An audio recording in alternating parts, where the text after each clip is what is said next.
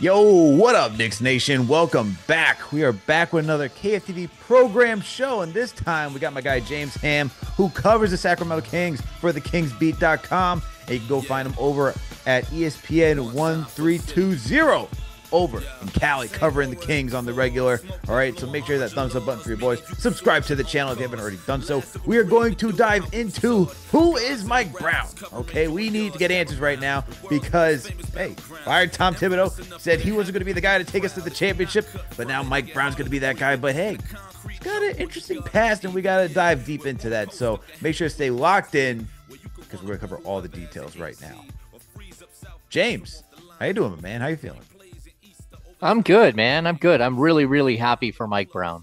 He's a good man. I'm glad he found a new job very quickly. It's a good day for you guys. All right. Hey, that's what I like to hear. I like to hear high praise for a head coach, especially when, Tibbs, I mean, if you saw the letter from the New York Knicks, their singular focus is on winning a championship. And so when you put those words on paper, put that into the social media world, it's kind of saying that, hey, this is not the guy, like, we appreciate, all the work that he did to bring the Knicks out of the dumpster to being a respected team, but we don't think you're the championship caliber guy. But now Mike Brown comes into here. I mean, they did their due diligence. They're trying to see, could they get Jason Kidd? Could they get Ime Udoka? They were going all around the world. It felt like the NBA world, that is, to see who could be the next head coach. Ultimately, they land with Mike Brown. So let's start off with, who is Mike Brown and what did you think about his tenure in Sacramento? Yeah, I mean, I think, Mike Brown as a young coach took on that Cleveland Cavaliers team. His first job is one of the highest pressure jobs you could possibly find. Not not because it's in Cleveland, because that's not high pressure, but it's high pressure because everybody in the world knew that LeBron James was going to be a superstar. From the moment he started showing up as like a 16-year-old on ESPN, we all knew he was going to be incredible. And so when you're taxed with bringing that young player along, um, it's not easy. And to be honest with you, I don't think Cleveland ever really got what they had the first time around. They never Mm. understood the magnitude of the player that they had. And they basically used an over reliance on him to field teams that were subpar. And you can go back and look at some of those rosters where, some of the second best players on those teams are guys like, Mo Williams or Ramon Sessions. You're just looking around like, is Drunas Ilgauskas really like the Robin to LeBron's Batman? Boobie Gibson, Booby! yeah. So I think, Mike did a very, very good job of bringing along a team, of basically making it to, deep in the playoffs and to an NBA Finals with a group of players that, was basically a one-man band. But then, after leaving Cleveland, the stuff that happened, the Lakers job going back to Cleveland before LeBron comes back, that I just kind of like wash away most of that. I don't think that Mike was really given a really fair shot in any of those spots, whether it was the Kobe situation or again LeBron coming back to Cleveland.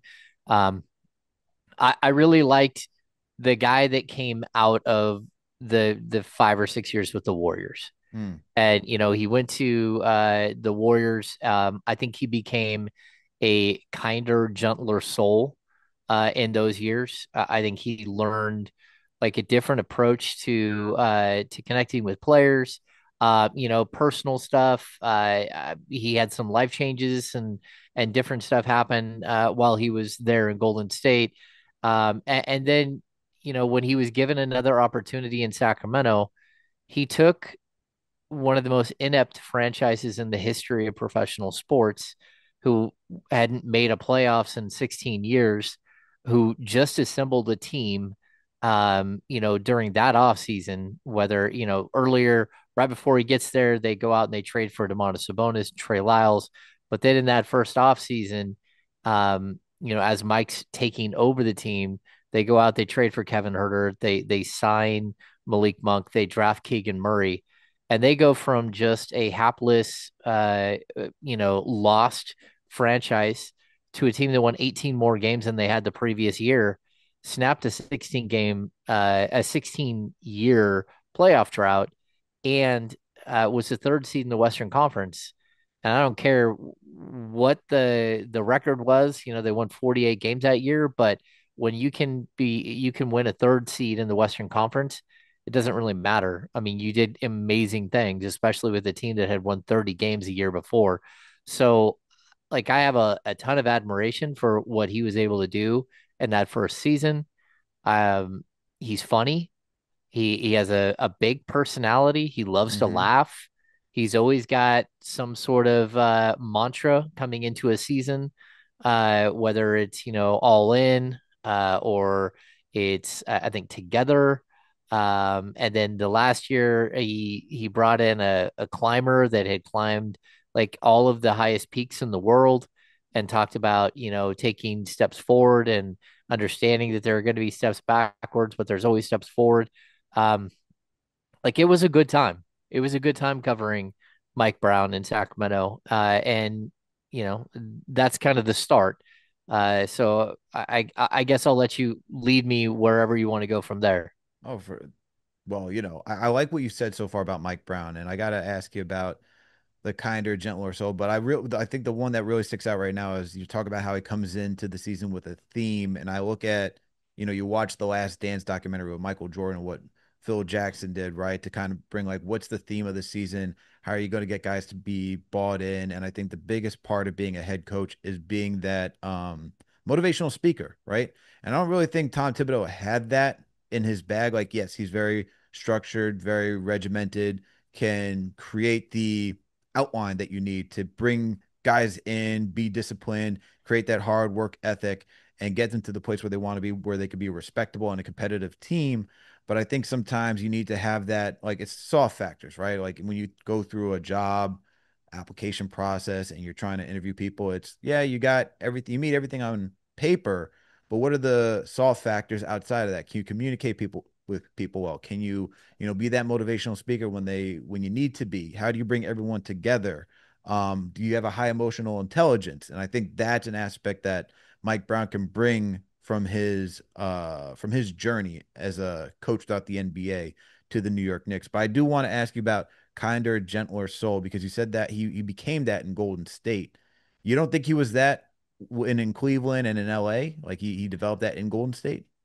Yeah, I mean, I think there was some of that in him before, but like, look, when you come from like a Greg Popovich system, Hmm. which a lot of NBA coaches at this point have, right? The pop coaching tree is one of the most extreme, like so many branches, it's crazy. But that's where Mike Brown really got his start. It was working with Pop and learning from Pop. The same with a guy like Michael Malone. And you can see the edge that they have that comes from Pop, right? And that's a good thing. Even Steve Kerr, comes from the Greg Popovich tree. And so you're watching a guy who, number one, he's meticulous. He has like people call him OCD, right? Which I think is something that you can compare to Thibodeau. Hmm. Like there is a very specific style of play that he wants to play, but there's an attention to detail that he demands. And to be honest with you, that can grate on some players, but players who are serious and who want to take the next step and who want to win a championship, they'll listen because he does have that sort of pedigree. I mean, a guy came into Sacramento with like a 612 career winning percentage, and it didn't even dip that much, in his time in Sacramento. And that's Yeah. saying something. I mean, we're talking about a franchise that, before Mike Brown got there in like 39 years or 38 years had 8 seasons total over 500, and they were all Right. under Rick Adelman. So no one else has ever had a 41 and 41 record outside of Rick Adelman in Sacramento before Mike Brown walks in the door. I mean, Luke Walton, who basically got run out of town. Hmm. Remember, Luke Walton had the second or third highest win percentage in Sacramento Kings history. Like that's not a good thing. Like the franchise was rudderless. So I think there's a certain amount of like again that Thibodeau edge, that focus on detail. His first year in Sacramento, I remember very specifically, like as a beat writer, going, "This is wild. We have practice every single day." Because anytime a team practices, they by league rule, you have to open it up to the media. And Mm, so they had mapped out from day one of training camp all the way through the end of the season. I think you have to have 19 total off days. They had mapped every single off day out, and they wow. had practice every single day. And not only practice, but we started hearing about 2 hour practices. We start, getting invited to for media. We show up, we're in this giant like waiting area, and practice is supposed to end at 12:30, and it's like 1:15, and we're still sitting there. And Wow. so next thing you know, you start hearing a little bit of the players saying, "Hey, look, these 2 hour practices are killer. The fact that we practice every day is a killer." But at the same time, you go back to that season, the Kings win 48 games. They had almost like they had a handful of injuries lost. I mean, games lost due to injury because their players were in incredible shape. He demanded excellence from them. And that first season, it set a standard. And to me, like having a person come in and turn around a franchise like that is stunning. Like we always talk about, you've got to have chemistry and you're trying to build some sort of, team character and all this stuff. The culture of a basketball team. We hear it all the time. Mike Brown walked in the door and instantly created a culture again with like 6 or 7 guys who had never played together. It was like De'Aaron Fox and Harrison Barnes had played together. You had a couple of months of Davion Mitchell, playing with those guys. Demonis Sabonis had finished the previous season with like 20 games, but even then Fox got hurt and they shut him down. Like these guys hadn't played together, and to have like almost all of your rotation be guys that had never suited up and played alongside each other, and in that first year post the highest offensive rating in the history of the NBA. Hmm. It's just wild. Watching it play out was crazy, but also like they did the work. Yeah. And that's something that, Mike Brown enforces. You do the work, or you don't play. For sure. And that's something that Tibbs always preaches to. The beauty is in the work, or the magic is in the work, I should say. That's what it is. The magic is in the work. And it sounds like Mike Brown is of that same ilk where, you're going to have to practice, you're going to have to work hard. And that's probably the biggest thing that you've mentioned that's different from Tibbs, especially this last season, is that there weren't many held practices for the Knicks just because Tibbs played them so many minutes during the regular season. So to balance that out, if he's going to play them a lot of minutes, they're not going to practice a lot because you don't want to extend them. You don't want them to burn out because he was thinking about the postseason too. But, you know, you got to make sure you balance it throughout the regular season. Make sure there's enough practices to see that guys are on the same page. And that's the one thing I saw when Mike Brown got to Sacramento is that a lot of guys were on the same page on the court and they all understood what they wanted to do, where their placement was, and it wasn't, especially offensively, it wasn't choppy. I know the defense is questionable when he was out there, but it's also based on the personnel that he had too. But offensively, you could see that because of the practice, because of the detail that you're talking about, it was there. Now, for all great things, that you're talking about for Mike Brown, it ultimately didn't end that great because he did get fired from Sacramento. And why did he get fired? Yeah, I mean, first of all, the second season wasn't nearly as good, right? The Kings in that second season, they lost a bunch of games to the worst teams in basketball. I think in that season they lost a game to Charlotte, they lost a game to Portland, they lost a game to Detroit, they lost a game to the Wizards. And when you're looking at a team that had aspirations of winning 50 plus games, and you come up with 46, and I can point to 4 or 5 games against the worst teams in basketball that you lost, that's really a tough pill to swallow, Mm. right? And that's why they drop all the way down to what ninth in the standings, and they're in the play-in, they don't make the playoffs and all that stuff. Um, I just think that there was a disconnect, and to be honest with you, some of it is on the players. You had Kevin Herter, who basically went to the All Star weekend the year before and couldn't hit the broadside of a barn, as a 3 point shooter in the 3 point contest. And then it really got in his head and he really had a tough go, especially in the playoffs when they lost to Golden State in 7 games, in the first year of Mike Brown. We Mm-hmm. call that here in Sacramento Beam Team 1. That's when the beam was invented. Mm-hmm. So Beam Team 2, you started to see that, some of the practice like started to wear on some of the players. Some of the players started to get comfortable and let their personalities come out a little bit more. And maybe some of those personalities weren't exactly like 100% team oriented, right? And so you had some of these little cracks start to form. Mm-hmm. But again, Mike practiced hard and pushed the guys a lot. And so you get to that summer between the Beam Team 2 and Beam Team 3, and I think you started to have some factions in the locker room. Guys that weren't happy about their position, weren't happy about their sort of their place in Mike Brown's hierarchy. Even guys like Malik Monk, who was really, really hoping to start. He Mm-hmm. was going into that offseason as a free agent, and he ended up getting his deal. But at the same time he got his deal, he wanted to start. And that's not something Mike Brown wanted or was comfortable with. And, for me, it's a little bit like what he's going to face in New York, except for Jordan Clarkson understands he's not going to start. Jordan Clarkson Mm-hmm. understands that being a great six man has a tremendous amount of value. And, it's got him paid his entire career, just like it's getting Malik Monk paid. But there's just like this little bits of friction here and there, a little bit of like some of the players hoping to go in just a little bit of a stylistic change in the way that they're going into the next season. And for Mike, he kept asking for the one basic thing that everybody here in Sacramento has been asking for the last like 5 or 6 years, and that's more length and athleticism at the wings.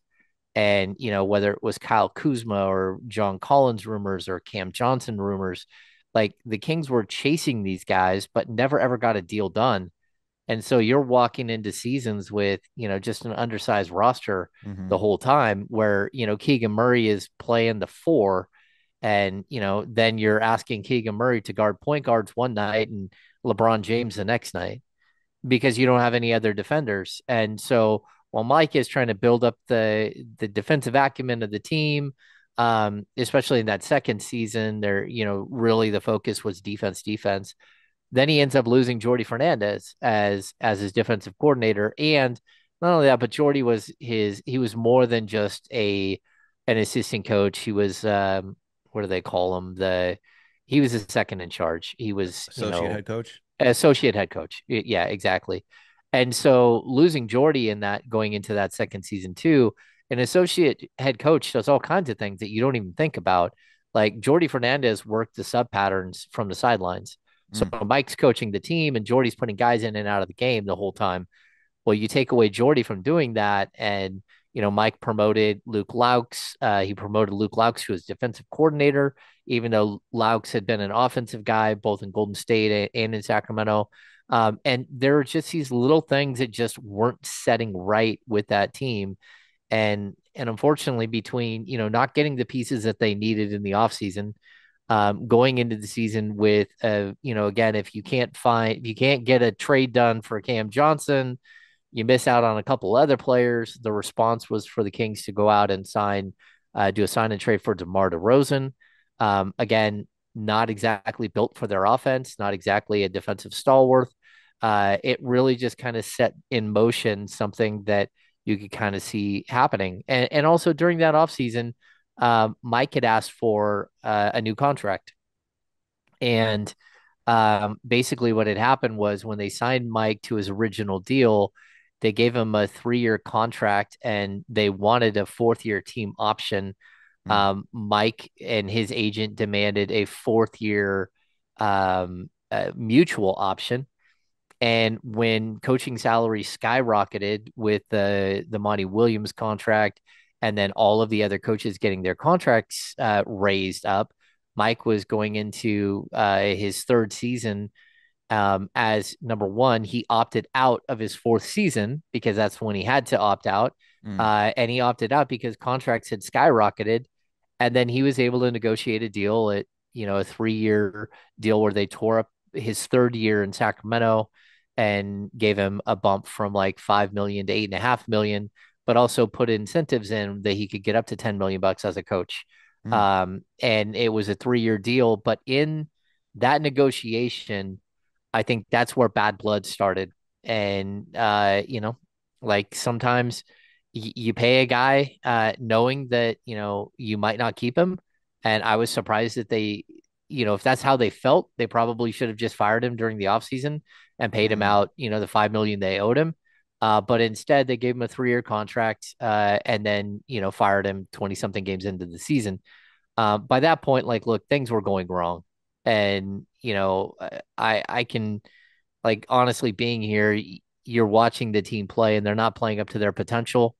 And at some point, the voice in the locker room, he wasn't garnering the same connection with the players. And I don't know why it happened so quickly, but I'll also tell you, like, there were groups of players that loved Mike and groups of players that were hoping to move on from Mike. mm. And I don't think they were pulling the right way. The team itself wasn't pulling the right way and really made things awkward, in general. And it's why we get to the, Mike Brown getting let go. It started a chain reaction in Sacramento. This led to a lot of negativity. Like, Mm. De'Aaron Fox had told the team during the offseason that he didn't want to play for another coach in Sacramento. He wanted to play for Mike Brown, and that if they wanted to move off of Mike Brown during that offseason, that they should trade him as well. So when they went in to fire and they fired Mike, it was with the understanding that De'Aaron Fox didn't want to be there anymore if Mike wasn't going to be there, and so they instantly looked for a place for De'Aaron Fox to go. And just one thing after another kind of played out to where that season, not only did the season go bad, but it's really hurt the franchise and set them up on a dark path for the next couple of years, barring some crazy luck or some teams deciding to take on some of the contracts that they have that are now just bloated and really difficult to move. Wow. That's a lot of change from it's what seems like one small move led to a massive chain reaction. Salute to Knicks Nation for thank you all for tuning in for another KFTV programming. We're breaking down Mike Brown and his tenure out in Sacramento, figuring out who he is, what he's going to bring to the New York Knicks, and with me on the other side is my guy James Ham. He covers the Sacramento Kings for the KingsBeat.com. So make sure to go check him out over there. And he also covers the Kings for ESPN 1320 over in Cali. So make sure to go check them out if you haven't done so. And support to our sponsor today, Wayfair. Okay, Wayfair people. All right, it's still summertime. August is still there. Sometimes you even get warm weather into September. I know. Well, James, you're in the Sacramento area. I don't know if it gets a little cold up there by you earlier than not, but it's probably still, hopefully it stays warm, man. Because out here in the It, Northeast, it can get a little cold. we've got 90s probably for the next month and a half. Okay, there Yeah, you go. perfect weather and no humidity. There, oh my Yeah. God. Now you're killing me with the no humidity. I could take no humidity all day, every day. I was out for summer league. It gets very hot, but it's doable when there's no humidity. I'll tell you that. It's doable when there's no humidity. Out here, as you know, I live in the bean town. Get up to 101 degrees with like 98% humidity. I was like, this is oof. I was like holding out my arms like this. Do not put them down because I'm gonna be sweating immediately. But regardless, it's still summertime. It's still beautiful out. So you know what you got to do? You got to go head over to Wayfair, go get some lawn games, go get some grills, go get some outdoor furniture. Enjoy these last couple of months of summer. Like I said, even extend it to September, even if you're lucky enough, October. So make sure to go, do up your backyard and enjoy that time with the family and friends because hey, before you know it, NBA season is going to be around here and it's going to get a little bit cooler and then we're going to be all inside again. So make sure to shop outdoor furniture, grills, lawn games, and way more for way less. Head over to wayfair.com right now. Explore a huge outdoor selection. That's Wayfair.com. Wayfair, every style, every home. All right, let's get back into it. So James, there's a lot of gems that you just dropped in that story, or talk about like how from season two to season three everything just changed within the organization with the firing of Mike Brown and ultimately De'Aaron Fox getting up and out of there and going to San Antonio. But you also brought up losing the assist, Jordy Fernandez, who's over out in Brooklyn now, and his how instrumental he was defensively, and just with the lineup changes for Sacramento. Well, you had Jordy and Triano, who I know is known for the offense out in Sacramento. How much of the offense was between both those guys was just more so on Triano? Like how much of the offense was developed? Because that's kind of the big thing everyone's looking at for Mike Brown right now is that he's going to play fast. He's going to modernize the offense. After watching Tibbs work the offense with this team, started off great. They were top five in the NBA at the beginning of last season.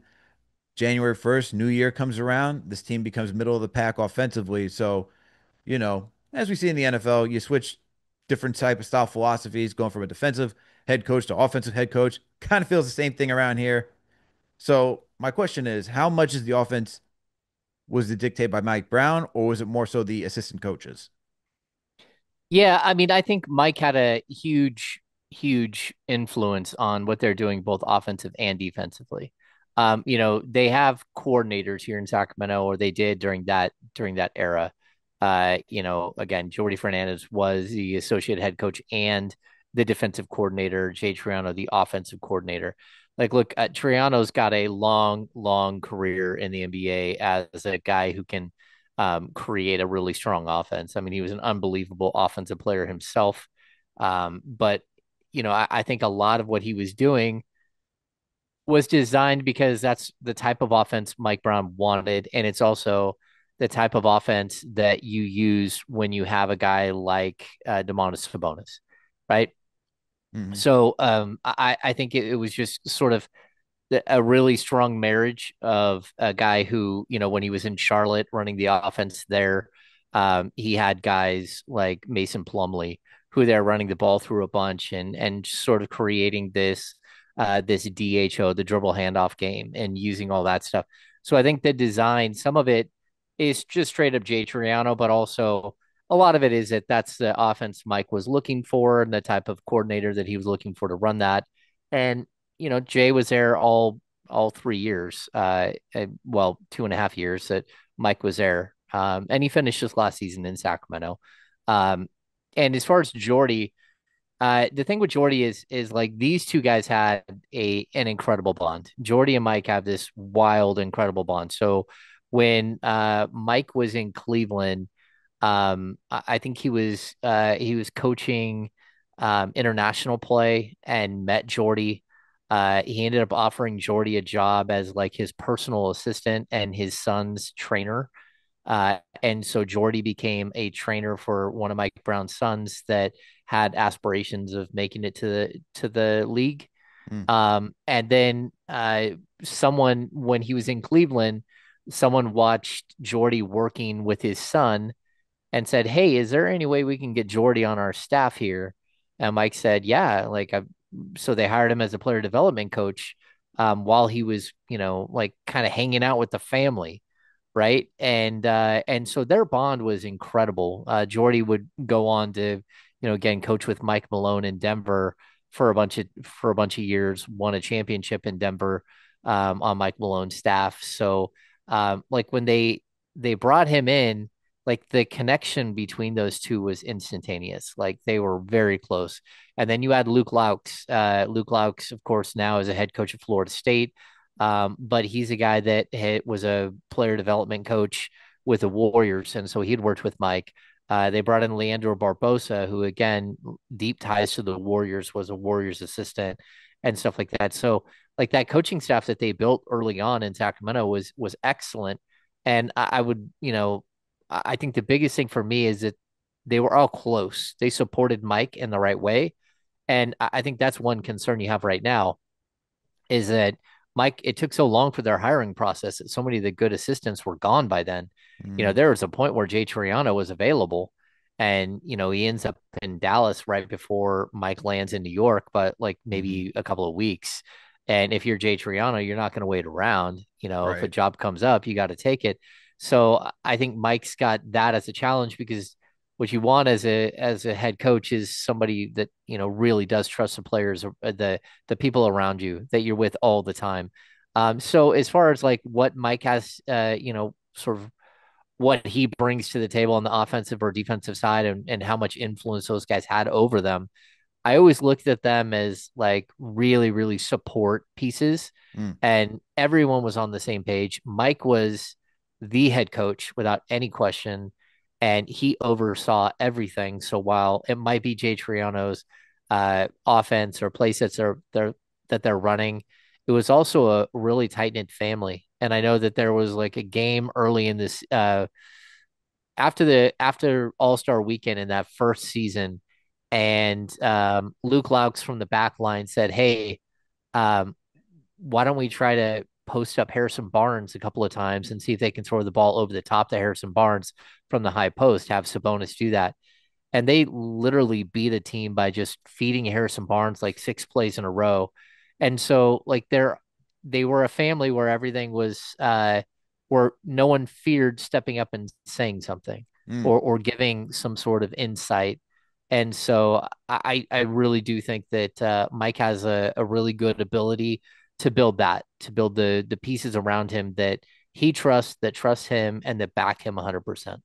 For sure. And trust is a big thing. Even when you look at Tibbs and who he brought in, obviously there's a trust factor because a lot of those guys came from Chicago. So I'm not surprised that you say the same thing about Mike Brown. I think the more interesting thing and that last thing you talked about, where everyone has a voice in the room, that's the biggest difference in what this front office wanted. You could tell that Tibbs ran the ship and that it was his ideas that, were set in stone. Mike Brown, as you already have has demonstrated just from your stories is that he's a guy that will collaborate with his staff. And I think that's not that I think I know that's what the front office wanted. So that's going to be a refreshing sight to see here in New York. But there has been some rumors, according to Michael Scotto of Hoops Hype. He did say the New York Knicks are expected to add Charles Allen to the coaching staff. Knicks head coach Mike Brown and Allen worked together previously in Sacramento. Brown is also expected to add Ricardo Foyes, whom he worked with in Sacramento as well. What can you say about those two guys right there? Yeah, I don't know Charles all that well. He was a development coach here in Sacramento and kind of a quiet guy. Hmm. But I'm sure he's got a very, very good future in the league. Mike is really good about that, about bringing along young coaches. Mm. When it comes to Ricky Foyce, Ricky is awesome.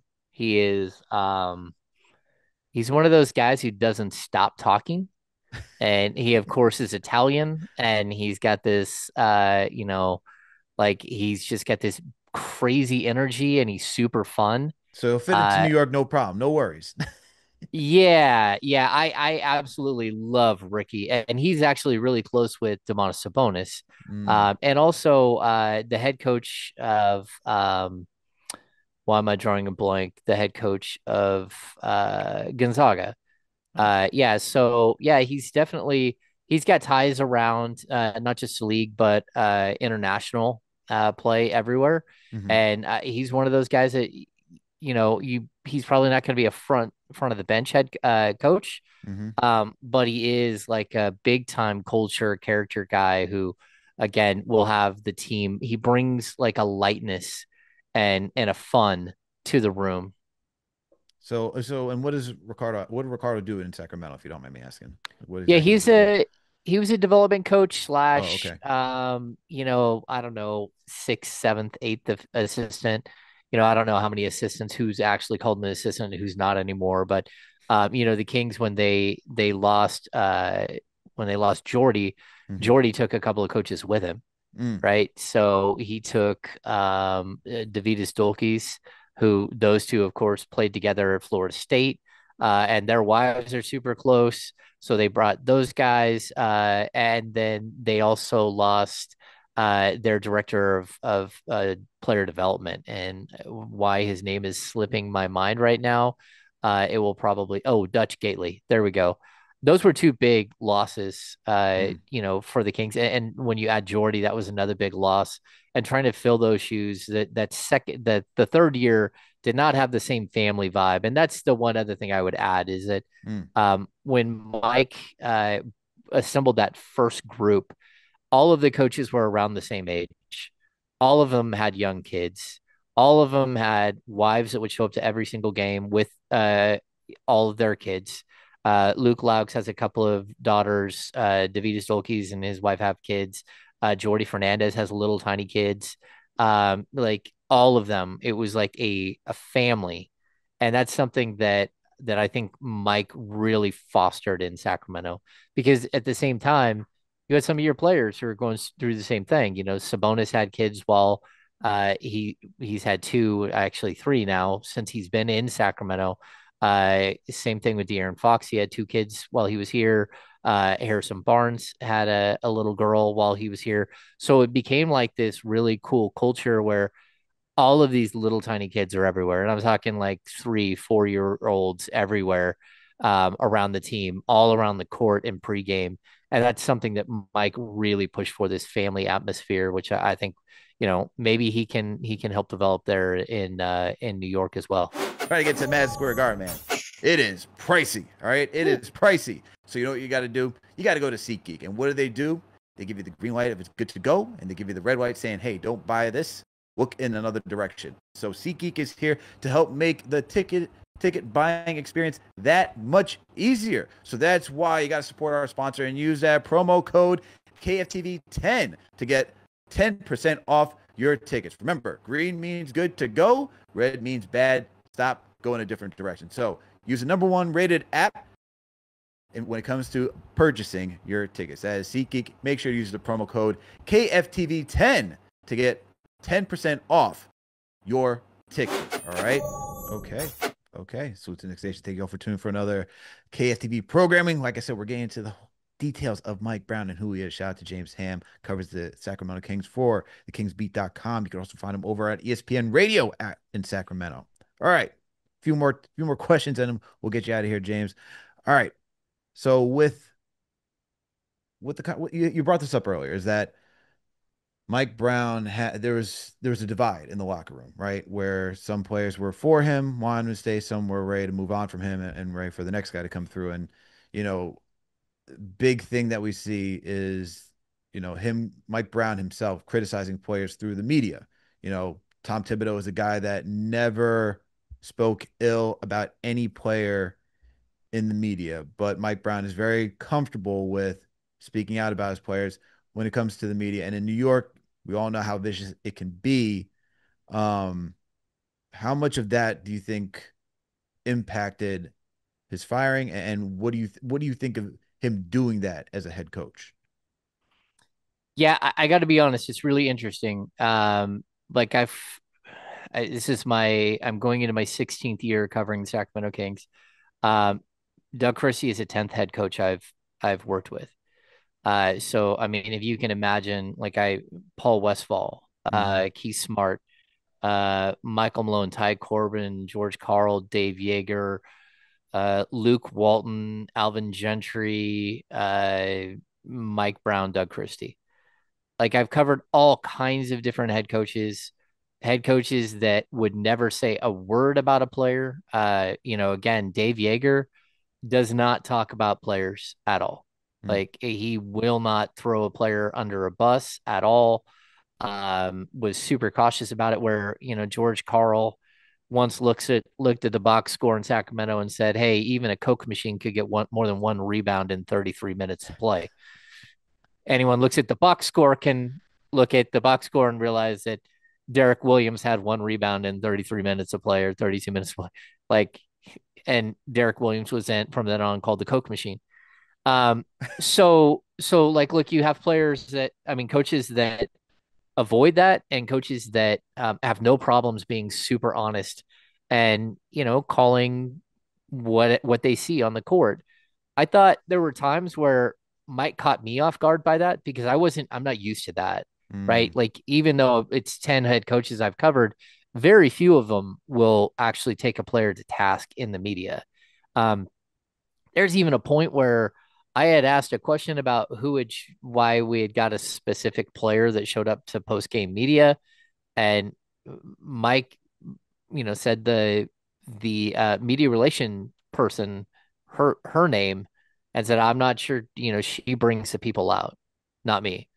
And it was like, okay, it's just a change from what I was used to. Um, and I think a lot of what happened at the end of Mike Brown's tenure, even the last night of his tenure, is what really stands out and gets some of the press. And that's because, of course, they were playing Detroit at home, Hmm. and De'Aaron Fox, they were up three with 3 seconds left.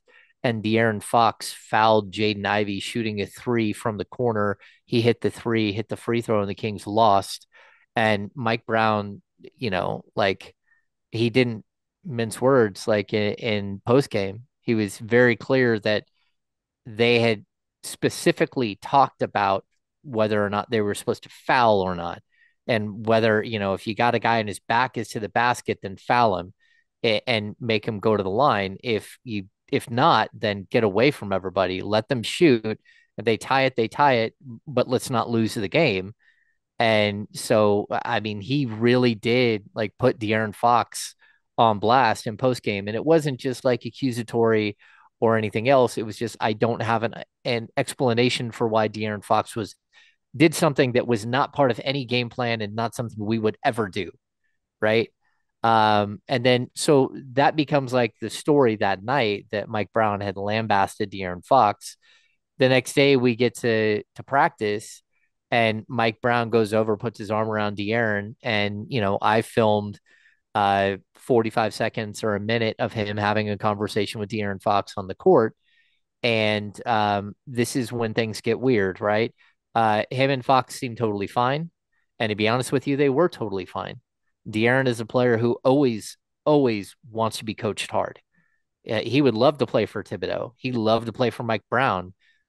His high school coach, his dad, they all coached him hard, and he didn't understand not being coached hard. And so he got it, and he knew he had made a mistake.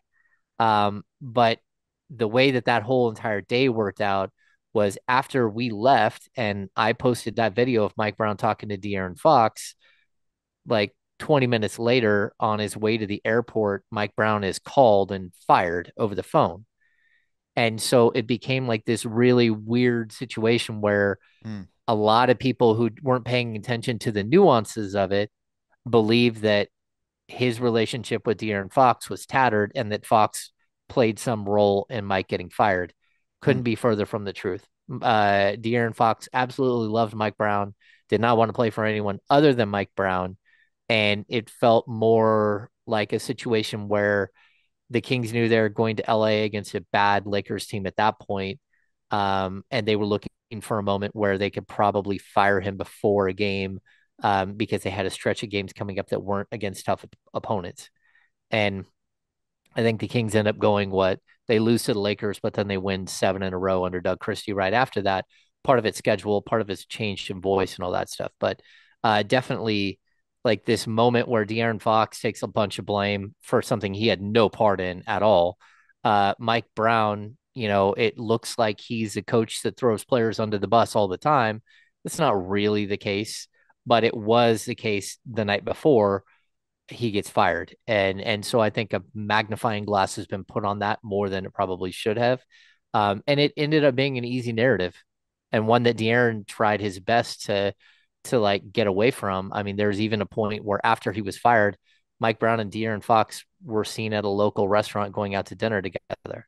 And that's unusual. So yeah, just a weird situation. But look, there are a lot of weird situations in Sacramento. I got to be honest. And like how many coaches? I mean, I've covered three head coaches in one season, Whew. and I've covered two multiple times, but three in one season. Yeah, that's The Michael craziness. Malone, Ty Corbin, George Karl era, but like it wasn't fun for anybody. Basketball hell is what they called it. Thank you, Rudy Gay. Wow. Whew. Oh, Rudy Gay. Whew. I remember that time period. And I think another player outside of that incident that you discussed about with De'Aaron Fox and Mike Brown, we remember Keon Ellis, kind of feeling like he's in the doghouse under Mike Brown as well. Do you think that even adds to it as well? Because I think there was some rumbling that they wanted Keon Ellis to get some more playing time, and Mike Brown didn't feel like he was ready for that. Yeah, I mean, I think people should like again, if you're not like there covering them every single day, like Keon Ellis was an undrafted free agent like they signed him and they signed him to a two-way contract, right? Hmm. He put in a tremendous amount of work. I'm not going to take anything away from Keon at all because I he's a great kid and he's put in a tremendous amount of work to get better as a basketball player. But opportunity in the NBA is something that doesn't come around very often. And Keon got in his first season, he ended up getting opportunity that typically doesn't happen for an undrafted free agent for a two-way contract player. And he got some opportunities to start. He got some opportunities to play some minutes. And he made the most of those opportunities. But those opportunities are created by the head coach. And so there's this weird dynamic where Keon is both created by Mike Brown, but also held back by Mike Brown. Hmm. And like, look, you had other players that had to play. And at some point, the Kings had to do everything in their power to try to figure out what was wrong with Kevin Herter and how to get him back on the right path. Sometimes you play him more than that. You asked for 6'7", 6'8", 6'9" wings during the offseason. They traded 2 second-round picks for Chris Duarte, who's 6'5", 6'6", and plays the shooting guard position. And again, that's Keon's position.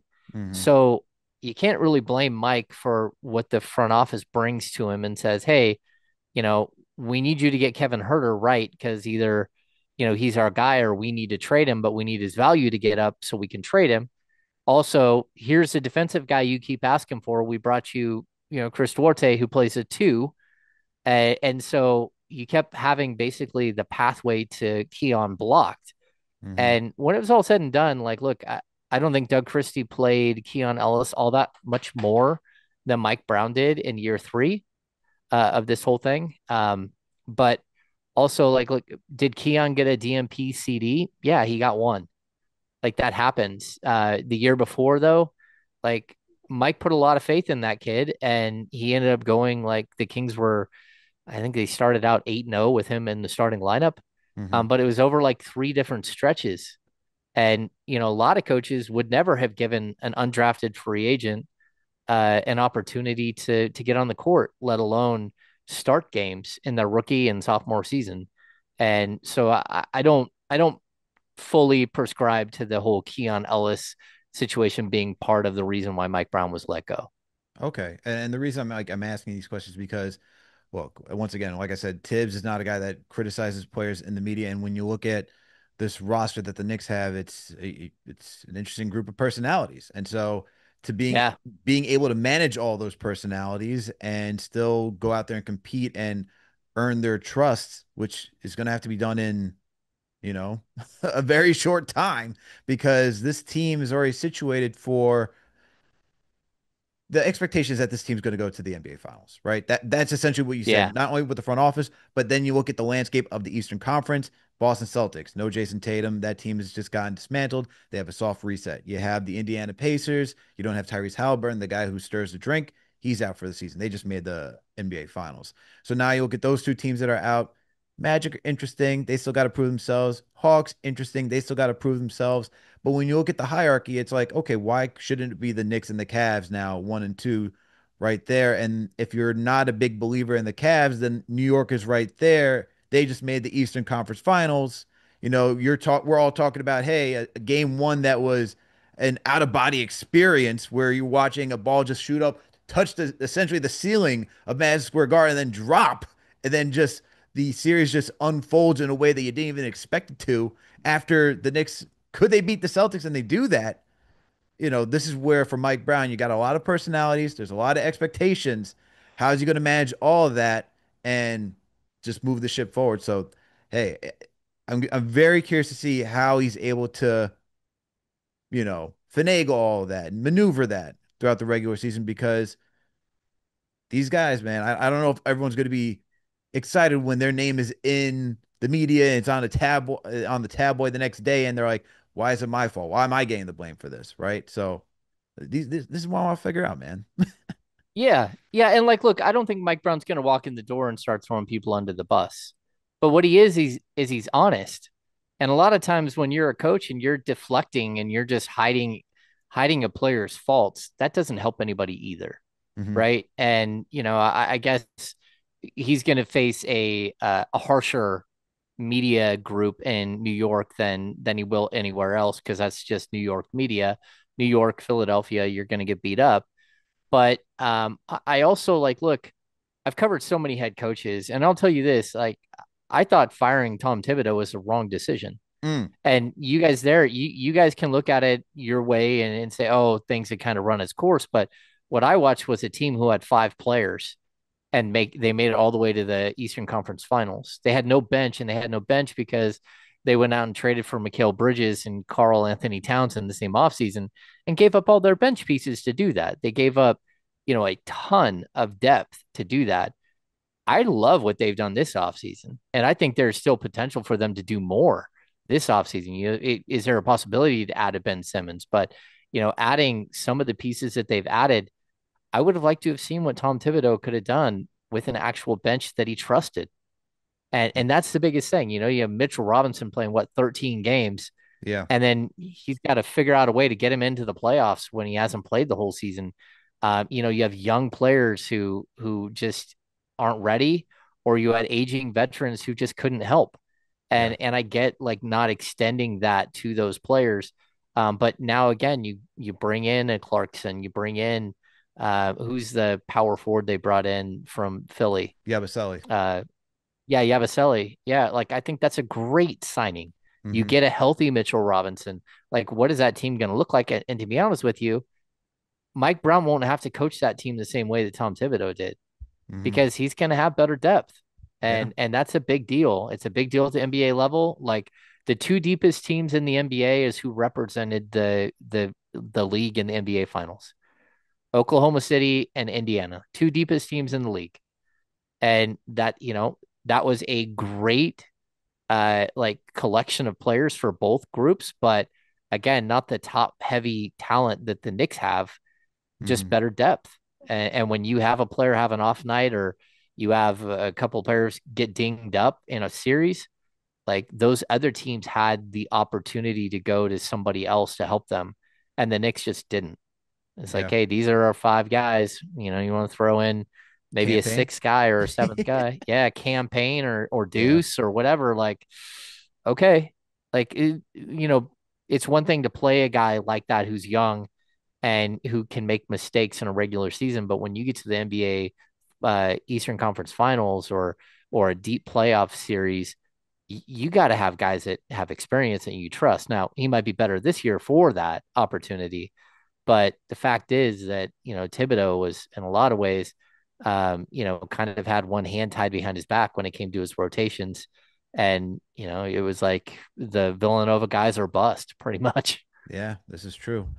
Now, James, I got one more question for you. As I do agree, like having depth is important in the NBA for sure, and we did see that this finals. My question now is to wrap this whole thing up: how will Mike Brown deploy Brunson and Towns? Uh, is it going to be similar to what he did with Fox and Sabonis, or do you see something different? Yeah, I mean, that really does depend on what Carl Anthony Towns shows as a passer, Mm, right? So, um, the DHO game works so well with Sabonis because he's so gifted, right? He's so gifted as a passer. He's not the scorer that Towns is. He's a much better rebounder historically. I know Towns had a good rebounding year, but it's definitely it's going to be their biggest question. And how do you manage those personalities? And how do again, maybe spread the wealth a little bit beyond those two? Like hmm. how do you get the other guys involved? And that wasn't always I mean, that might be one of the biggest things that hurt Mike in Sacramento is that guys like Keegan Murray kind of fell off that rookie year. And Hmm. guys like Kevin Huerter, he lost his way and they couldn't find a way to get him back on the right path. But I do think that he gives the players a lot of freedom to grow and to be better. And the one thing that he begged for here in Sacramento is number one, OG Anunoby, who the Kings tried to get, but also Mikal Bridges. Like those are the types of players that Mike Brown loves. He loves long, athletic, defensive players. So I think that those two key components with Brunson and with KAT are going to be huge. But realistically, if Cat can develop some of those the DHO skills, play not just as a primary scoring force, but Hmm. somebody who's a more willing passer, then I could see a lot of the similarities between Fox and Sabonis. But it really does depend on how they play out on the court, and how much you sort of value some of the other guys and what they do as well. Because I think that team is so talented from top to bottom that you have a bunch of untapped potential in Mikal Bridges as a For scorer. sure. Yeah, and even OG Anunoby, there are times where he does some things that you're like, hey, I didn't know he could really do that. I personally would like to see more of Mikal with that team, but I look at him in a similar way that I look at Keegan Murray.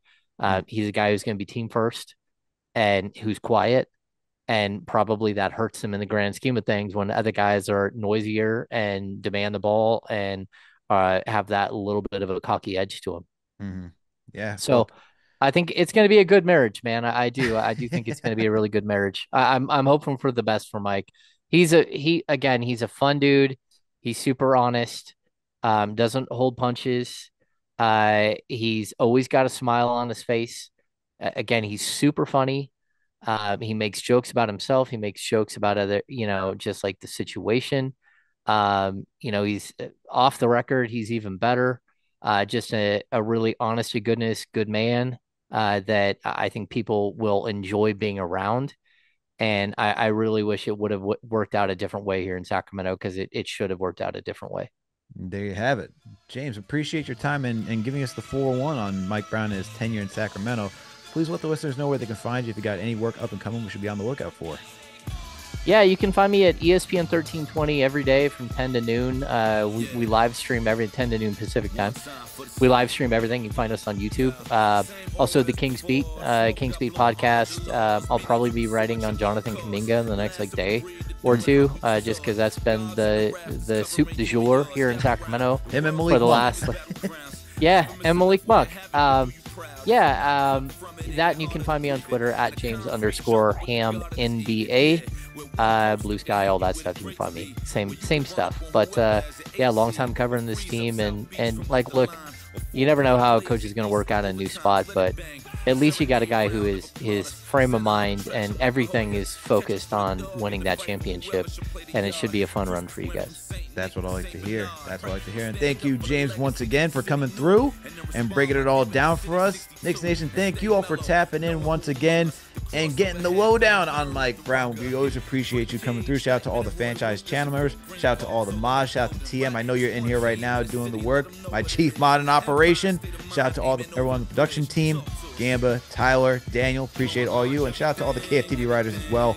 And Knicks Nation, make sure to support our sponsor, Wayfair. Remember, if you got to go get your lawn chairs, your grills, everything, your outdoor furniture, hey, backyard games, make sure to go to wayfair.com and make sure you let them know that the good people over at KFTV sent you. And, we'll catch you next time. We out, everyone.